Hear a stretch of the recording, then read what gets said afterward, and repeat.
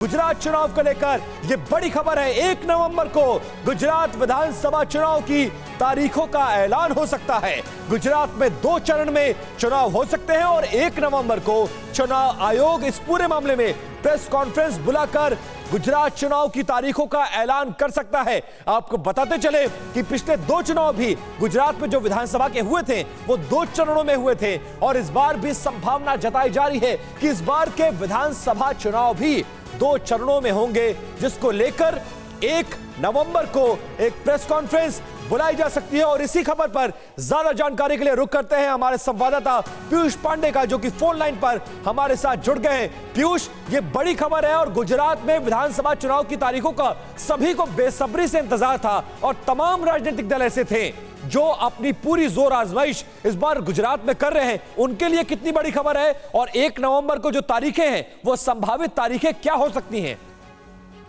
जी बिल्कुल विपिन, ये बिल्कुल स्पष्ट है कि 1 नवंबर को चुनावों की घोषणा गुजरात के हो जाएगी। और जहां तक तारीखों का सवाल है, एक जो पहला चरण होगा वो हिमाचल के जो चुनाव की तारीख है उसके आसपास रखा जाएगा, जबकि जो दूसरा चरण होगा वो दिसंबर के पहले सप्ताह में रखा जाएगा और इसके बाद चुनावों के जो परिणाम होंगे उनकी घोषणा दिसंबर के दूसरे सप्ताह में कर दी जाएगी।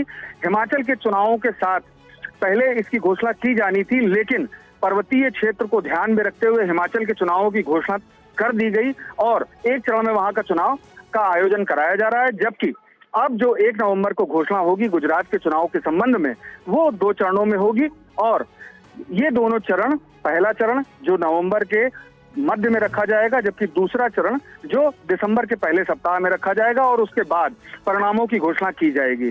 सबसे अहम बात यह है कि कई दलों की निगाहें लगातार गुजरात के चुनाव पर हैं और तमाम राजनीतिक दल सक्रिय भी हो चुके हैं गुजरात में।